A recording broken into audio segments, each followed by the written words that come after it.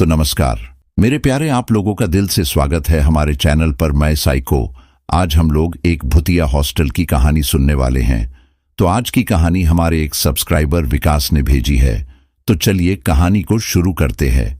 लेकिन कहानी को शुरू करने से पहले हमारी आप लोगों से एक छोटी सी रिक्वेस्ट है कि आप लोग वीडियो तो देख लेते हो मगर वीडियो को लाइक नहीं करते हो, तो हमारे वीडियो को लाइक करके हमारे चैनल को सब्सक्राइब कर लो। तो चलिए विकास के पॉइंट ऑफ व्यू से घटना को आपके साथ एक शेयर करने जा रहा हूं। दोस्तों, मेरा नाम विकास है, मैं नेपाल का रहने वाला हूं। जब यह घटना मेरे साथ हुई तो मैं घर से इग्रह भी क्लास पास करने के बाद काठमांडू अपनी कुछ तैयारी करने चला गया था। और देश भर से कई बच्चे अपने भविष्य को बनाने की उम्मीद में आते हैं और मैं भी उन्हीं बच्चों में से एक था जो अपने भविष्य के सपनों को साकार करने की उम्मीद में गया था। लेकिन मैं नहीं जानता था कि वहां जाने के बाद मेरे साथ कुछ ऐसा होगा कि मैं कभी भी अपने घर से बाहर कहीं जाने की स्थिति में नहीं रहूंगा। जब मैं 11वीं क्लास पास करने के बाद काठमांडू गया तो मेरी सबसे बड़ी परेशानी यह थी कि मैं वहां अकेले रहने के लिए कोई किराए का कमरा नहीं पा रहा था। इसलिए हॉस्टल में किराए का कमरा लेना मेरी एकमात्र विकल्प था। मेरे पिता ने मुझे बताया कि कोई बात नहीं, तुम हॉस्टल में रहो। मैं अपनी कोचिंग से कुछ दूर एक हॉस्टल में रहने लगा। शुरुआत में मुझे लगता था कि सब कुछ ठीक है, लेकिन 2 हफ्ते के बाद उस हॉस्टल में कुछ अजीब घटनाएं होना शुरू हो गईं। जब मैं अपना कमरा बंद करके रात को पढ़ाई करता था तो मुझे ऐसा लगा कि दरवाजे के बाहर कोई बार बार जा रहा है। पहले तो मैंने इस बात को नजरअंदाज कर दिया और अपना पूरा ध्यान पढ़ाई पर लगाने की कोशिश की, लेकिन धीरे धीरे उस कदमों की चलने की आवाज मुझे बहुत ज्यादा परेशान करने लगी। इसलिए मैंने उठकर देखने की सोची और जब मैं अपने कमरे का दरवाजा खोलकर बाहर देखा तो मुझे बाहर कोई नहीं दिखाई दिया। फिर मैं दरवाजा बंद करके वापस अपनी कुर्सी पर बैठकर पढ़ाई करने लगा। जिस दिन से यह घटनाएं शुरू हुई उस दिन की पहली रात में मेरे साथ सिर्फ इतना ही हुआ, लेकिन दिनों के साथ साथ उन घटनाओं का होना भी बढ़ता गया क्योंकि मैं अपने कमरे में अकेला रहता था। उस हॉस्टल में हर कमरे में 2 लड़के रहते थे, लेकिन मैं शुरू से ही घर में अकेला रहता था। इसलिए मैं अकेले रहने की आदत बना लिया था। उस समय मैं जिस हॉस्टल में रहता था उसके दोनों तरफ जेल की तरह कमरे थे और बीच में बरामदा था। उस हॉस्टल में मेरा कमरा सबसे अंतिम कोने में था और मेरे कमरे के सामने एक बाथरूम था जिसे मेरे अगल बगल के सभी लड़के इस्तेमाल करते थे। पहली रात में मेरे साथ सिर्फ वही होता है जैसे ही अगली दिन होता है। और जब मैं दोपहर को कोचिंग से वापस आता हूं तो मेरे कमरे के बाहर उस बरामदे में फर्श पर बहुत कीचड़ देखता हूं और उस कीचड़ में किसी के पैरों के बड़े निशान देखकर ऐसा लग रहा था कि कोई बड़ा आदमी या महिला अपने पैरों को कीचड़ में डालकर यहां से गुजरा होगा। लेकिन मेरे लिए सबसे अजीब बात यह थी कि मेरा कमरा उस हॉस्टल में सबसे अंतिम स्थान पर था और अगर बाहर से कोई आदमी कीचड़ में पैर डालकर वहां आता तो फर्श पर शुरू से ही उसके पैरों के निशान होते। लेकिन बाकी कमरों के सामने बरामदे में ऐसा कुछ भी नहीं था। सिर्फ मेरे कमरे के सामने उस कीचड़ से सने हुए पैरों के निशान थे। इसलिए मैंने इसे भी नजरअंदाज कर दिया और अपने कमरे को खोलकर उसमें पढ़ने लगा। पहले जब मैं पढ़ाई करता था तो मेरे कमरे का दरवाजा हमेशा बंद रहता था। अब शाम को खाना खाने के बाद मैं फिर से पढ़ने के लिए बैठ जाता हूं। उस रात की वही पैरों की आवाज अब भी मुझे सुनाई देती है। उस समय मैंने सोचा कि शायद हॉस्टल के लड़के ही अब रूम जा रहे होंगे, लेकिन वह कदमों की आवाज बार बार आ रही थी और मैंने उन कदमों की आवाज को गौर से सुना तो मुझे लगा कि वह सिर्फ मेरे कमरे से बाहर से आ रही थी, जैसे कोई सिर्फ बाहर से चल रहा था। उस समय घड़ी में समय देखा तो लगभग 1 बज गया था और पूरे हॉस्टल में पूरी तरह से सन्नाटा था और मैं सिर्फ उन कदमों की आवाज सुन रहा था। तभी मैंने सोचा कि इतनी रात को मेरे कमरे के बाहर बार बार कौन घूम रहा था और इस बार मैंने फैसला किया कि मैं आराम से कमरे का दरवाजा नहीं खोलूंगा बल्कि झट से खोलूंगा। मैंने सोचा कि शायद हॉस्टल का कोई लड़का मुझे डराने के लिए शरारत कर रहा होगा। फिर मैं दबे कदमों से अपने बिस्तर से उठा और मेरे कमरे के दरवाजे के पास जाकर खड़ा हो गया। जैसे ही उन कदमों की आवाज मुझे बिल्कुल मेरे कमरे के दरवाजे के सामने सुनाई देती है, मैं अचानक से दरवाजा खोलता हूं और जो कुछ मैं देखता हूं उसे देखकर मेरी हालत ही खराब हो जाती है। मैंने क्या देखा ये समझ नहीं आता और अब मैं डर के 7वें आसमान पर था। लेकिन मैं चाहता था कि मैं अपने कमरे के दरवाजे को बंद करके उस चीज को नहीं देखूं। मैं अपने हाथ से दरवाजे को बंद करना चाहता था, लेकिन मेरा हाथ बिल्कुल भी नहीं चल रहा था। यहां तक कि मेरा शरीर का कोई भी हिस्सा नहीं हिल रहा था। मैं वहीं जम गया था। अब मैं आंखें फाड़ फाड़ कर जो कोई खड़ा था उसे देख रहा था। और यकीन मानो, अगर कोई भी व्यक्ति ऐसी स्थिति में ऐसी चीज को देखता तो उसे हार्ट अटैक आ जाएगा और वही मर जाएगा। क्योंकि जब मैंने अपने कमरे का दरवाजा अचानक से खोला तो मुझे एक औरत दिखाई दी जो साड़ी पहनी थी, लेकिन उसकी साड़ी थोड़ी ऊपर उठी हुई थी, यानी सामान्य महिलाओं की साड़ी। कुछ समझ में नहीं आ रहा था कि यह इंसान के पैर हैं या जानवर के, क्योंकि उसके पैर बुरी तरह टूटे हुए थे। जब मैंने उसके चेहरे की ओर देखा तो उसका चेहरा इतना डरावना था कि किसी भी व्यक्ति को उल्टी हो जाएगी, क्योंकि उसका चेहरा पूरी तरह से फूटा हुआ था, जैसे किसी ने उसे किसी भारी चीज से कुचल दिया हो। उसके पैरों के नाखून उसके पैरों की उंगलियों से भी लंबे थे। इसके अलावा उसके सिर के बाल एक दूसरे में उलझे हुए थे और उसके मुंह के दांत जबड़े से बहुत बाहर निकले हुए थे। अब आप कल्पना कीजिए कि वह दृश्य मेरे लिए कितना भयानक रहा होगा। तब वह महिला मुझे बताती है कि तुम ही लोगों ने मुझे मारा था और आज मैं तुम लोगों से अपनी मौत का बदला लेकर रहूंगी। तुम लोगों ने मुझे मारते वक्त मेरे पूरे परिवार की जिंदगी को बर्बाद कर दिया, साथ ही मेरे छोटे छोटे बच्चों को कौन संभालेगा। अब मैं तुम लोगों को बर्बाद करने के लिए वापस आया हूं और तुमसे उसी तरह बदला लूंगा जिस तरह तुम लोगों ने मुझे मारा था। जब वह महिला मुझे यह बता रही थी, उसके मुंह से खून निकल रहा था और उसके होठों से मांस के चीथर नीचे फर्श पर गिरते जा रहे थे। वह औरत मुझे बोलते हुए अजीब तरीके से गुर्रा रही थी और उसे देखकर मुझे लगा कि यह कोई इंसान नहीं है, बल्कि कोई चुड़ैल या डायन है। और शायद इसके साथ यही कुछ हुआ होगा। जब यह मुझे बता रही थी कि यह मुझे मार डालेगी, मैं बहुत कुछ कहना चाहता था, लेकिन मेरी आवाज नहीं निकल रही थी। मैं जोर से चिल्लाना चाहता था, लेकिन नहीं कर पा रहा था, क्योंकि मुझे लगता था कि यह औरत जल्द ही मुझे मार डालेगी। और जैसा मैंने सोचा था, मेरे साथ हुआ भी बिल्कुल वैसा ही। वह औरत धीरे धीरे मेरी ओर बढ़ने लगी और मेरी ओर बढ़ते हुए अचानक मेरा गला पकड़ लिया और मेरे कंधों पर बैठ गई, जिससे मैं धड़ाम से फर्श पर गिर गया। वह मेरी गर्दन को इतनी जोर से खींच रही थी कि मैंने सोचा कि आज यह महिला मेरी गर्दन उखाड़कर मुझे मार डालेगी। लेकिन फर्श पर गिरने की इतनी तेज आवाज है कि मेरे बगल के कमरे से 2 या 3 लड़के उठकर वहां आते हैं, और जब वह वहां आते हैं तो वह देखते हैं कि मैं फर्श पर गिरा हुआ हूं और अपनी गर्दन दोनों हाथों से पकड़ रहा हूं, क्योंकि उन्हें मेरे अलावा पूरे कमरे में कोई भी नहीं दिखाई देता था। फिर वह मेरे पास आकर मुझसे पूछते हैं कि क्या हुआ, तुम्हें फर्श पर क्यों पड़ा हुआ है और तुम ऐसी क्या हरकतें कर रहे हो, कहीं आपको मिर्गी तो नहीं आता। जब मैं उन लोगों को मेरे साथ हुई घटना बताता हूं तो वे हंसने लगते हैं और मुझे बताते हैं कि आप अकेले कमरे में रहते हैं, इसलिए आपको डर लग रहा है। इतना कहकर वे अपने अपने कमरों में चले जाते हैं। उसके बाद मैंने वह रात अकेले गुजारी और मैंने दूसरे दिन सुबह उठते ही हॉस्टल के मालिक को उस घटना के बारे में बताया।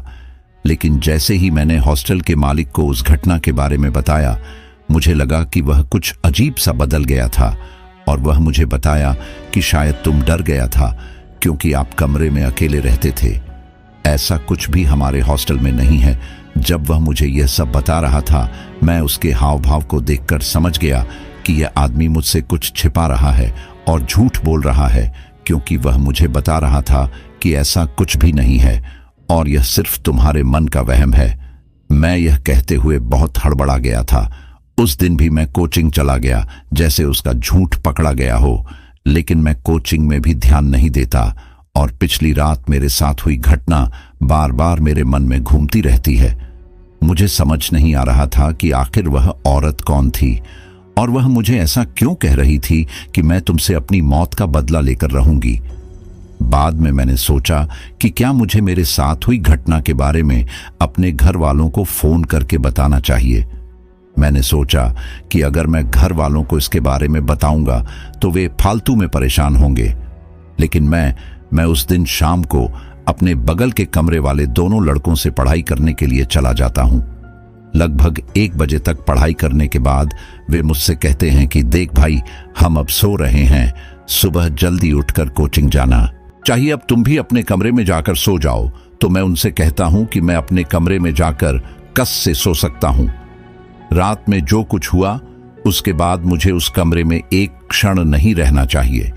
मैं उस कमरे में जाते ही बहुत डर लगता है।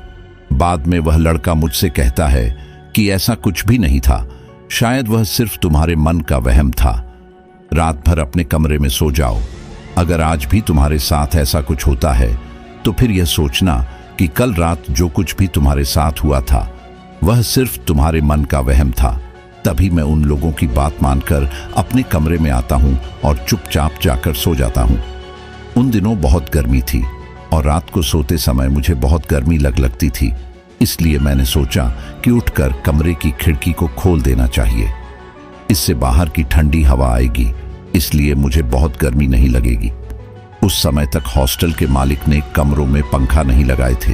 हालांकि हमने उसे 2 बार कहा था कि जल्द ही 1-2 हफ्तों में लगा दिए जाएंगे और अब इतनी गर्मी भी नहीं है, तो तुम लोग कुछ दिन काम चलाओ। काम इसीलिए हम लोग रात को सोते वक्त कमरे में बहुत गर्मी लगती थी।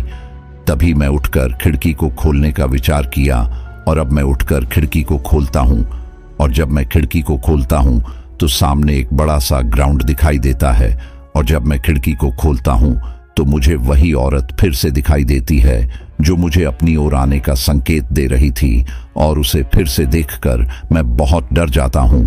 लेकिन इस बार वह मुझसे काफी दूर ग्राउंड में खड़ी हुई मुझे दिखाई देती है। मैं भागकर अपने बगल वाले कमरे में उन लड़कों के पास जाता हूं और उनसे कहता हूं कि भाई, मुझे जल्दी मेरे साथ चलो।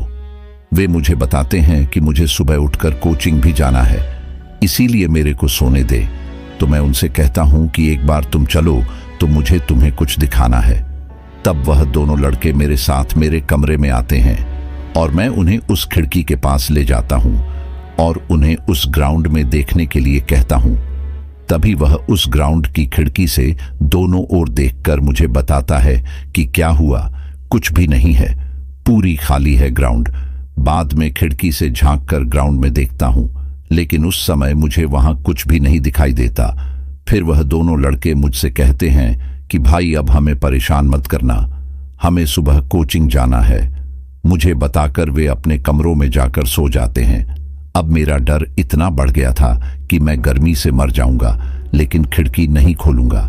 और फिर मैंने अपने कमरे के दरवाजे और खिड़की दोनों को बंद कर दिया और बिस्तर पर लेटा हुआ था। मुझे डर से नींद 3 नहीं आ रही थी। जब मैं बिस्तर पर लेटा हुआ था कि मुझे दरवाजे पर किसी के खटखटाने की आवाज सुनाई दी। मुझे लगता है कि बाहर से कोई मेरे दरवाजे को खटखटा रहा है और मैं कुछ देर तक कोई जवाब नहीं देता।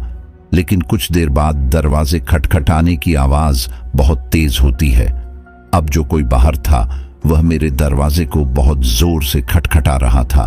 मैंने हिम्मत करके एक बार आवाज लगाई कि कौन बाहर खटखटा रहा है, लेकिन कोई आवाज नहीं आई। जब बाहर से कोई आवाज नहीं आई तो मैंने भी सोचा कि मैं दरवाजा नहीं खोलूंगा, लेकिन बाद में जो भी बाहर था वह धीरे धीरे मेरे दरवाजे को बजाने लगा। अब वह दरवाजा नहीं खटखटा रहा था बल्कि बहुत जोर से मार रहा था। यह सब होने के बाद बहुत डर गया।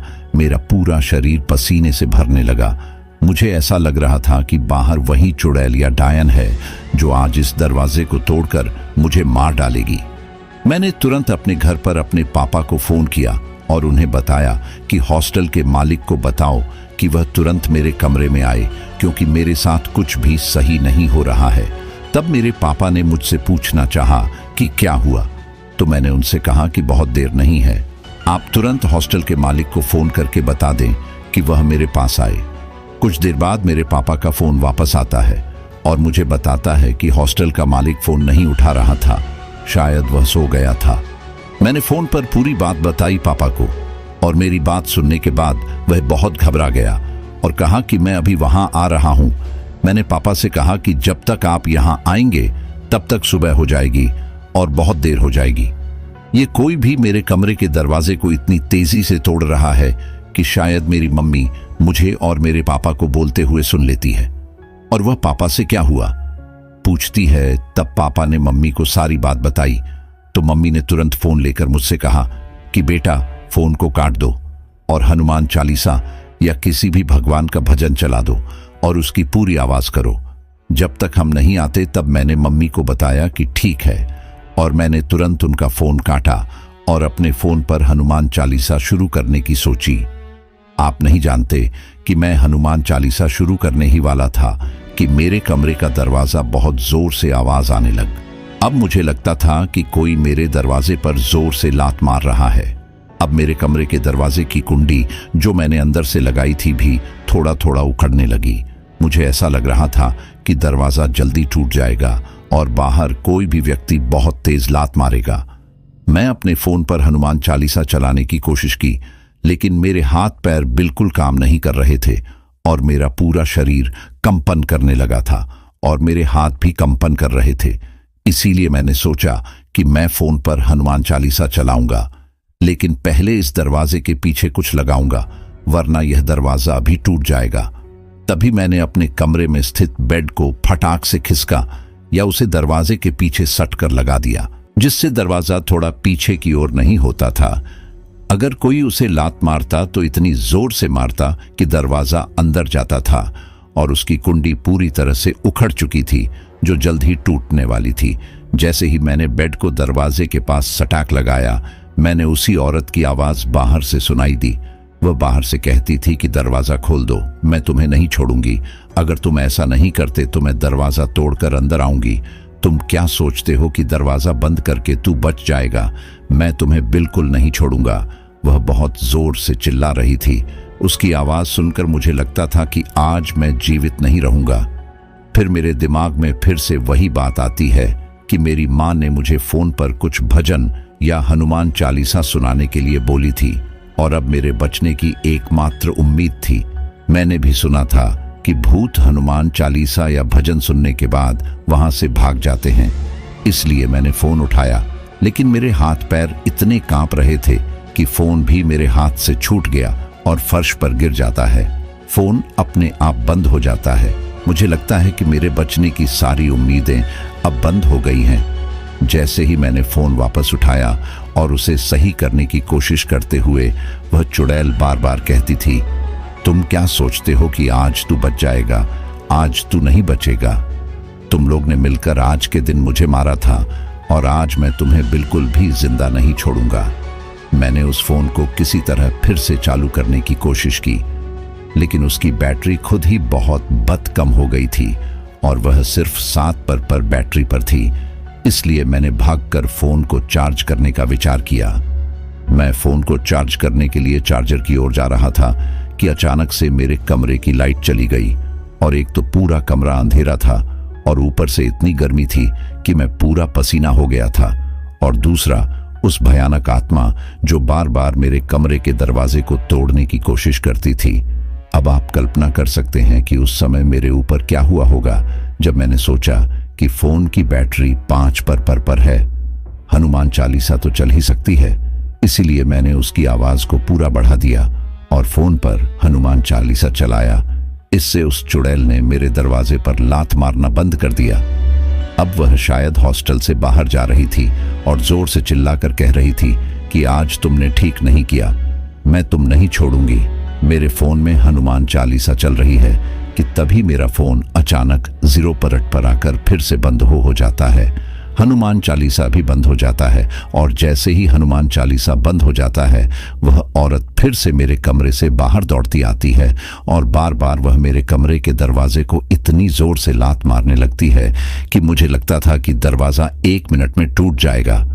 मैंने सोचा कि फोन में हनुमान चालीसा बंद हो गया तो क्या हुआ, मैं हनुमान चालीसा ही बोल सकता हूं। तब मैंने हिम्मत करके उस चुड़ैल का सामना करने का फैसला किया और अपने कमरे में हनुमान चालीसा बोलने लगा। जैसे जैसे मुझे टूटी फूटी हनुमान चालीसा मिली, मैं इतनी जोर से बोलने लगा कि मेरी आवाज उस चुड़ैल के कानों में भी पड़ गई थी और वह चुड़ैल अजीब तरीके से चिल्ला रही थी। जब मैं हनुमान चालीसा बोल रहा था, मैं बार बार मेरे फोन को चालू करने की कोशिश कर रहा था। तभी अचानक मेरे फोन चालू हुआ और जब मैं फोन को फिर से चालू करता हूं तो मैं चौंक जाता हूं कि मेरे फोन की बैटरी स्वचालित रूप से पूरी तरह से चार्ज हो गई है। जब मैंने हनुमान चालीसा फिर से अपने फोन में चलाया तो उस चुड़ैल की आवाज फिर से नहीं आई। यह सब होते ही मैंने सोचा कि अगर बगल के कमरे के लड़के उठकर क्यों नहीं आ रहे, तो यह चुड़ैल इतनी जोर से मेरे दरवाजे पर लात मारती क्यों नहीं, या फिर इतनी जोर की आवाज सुनकर हॉस्टल से कोई क्यों नहीं आ रहा था। उस रात मैंने जैसे तैसे गुजारा और सुबह लगभग 5 बजे मेरे कमरे के दरवाजे पर फिर से दस्तक सुनाई दी। लेकिन इस बार मुझे चुड़ैल की आवाज नहीं बल्कि मेरे मम्मी पापा की आवाज सुनाई दी। लेकिन मैंने उनकी आवाज को सुनने के बाद भी दरवाजा नहीं खोला, क्योंकि मैंने सुना था कि वे भूत प्रेत और चुड़ैल किसी का भी आवाज निकाल सकते हैं। लेकिन उस दिन मेरे कमरे के बाहर मेरे मम्मी पापा थे और वे बार बार मुझे आवाज लगाने के बाद भी मुझे दरवाजा नहीं खोला, तो वे बहुत चिंतित हो गए और फिर मेरे फोन पर कॉल करते हैं। साथ ही जब मैंने उनका फोन उठाया तो वह मुझे बताया कि हम तुम्हारे कमरे के बाहर हैं और तुम दरवाजा क्यों नहीं खोल रहे हो। मैंने कहा कि मैं कैसे मान सकता हूं कि तुम मेरे कमरे से बाहर हो। फिर वह मुझे वीडियो कॉल किया और मुझे दिखाया कि हम लोग तुम्हारे कमरे के बाहर खड़े हैं। फिर मैं दरवाजा खोला और मेरे मम्मी पापा बाहर खड़े थे। मैं रोने लगा और भागकर मेरी मम्मी को गले लगाया। बाद में मेरे रोने की आवाज सुनकर मेरे बगल के कमरे के लड़के भी उठकर बाहर आ जाते हैं और मुझसे पूछते हैं कि भाई क्या हुआ। मैं उन लोगों पर गुस्सा होकर कहता हूं कि कल रात मेरे साथ इतना कुछ हुआ और इतनी आवाजों को सुनने के बाद भी आप अपने कमरों से बाहर नहीं आए। तो उन्होंने मुझसे कहा कि भाई हमें कुछ भी नहीं सुनाई दिया, हम चुपचाप सो रहे थे और हमें कोई आवाज नहीं सुनाई थी। फिर मैंने अपने पापा को उस पूरी रात मेरे साथ जो कुछ हुआ था पूरी बात बताई, जिससे उनका गुस्सा भी बढ़ गया।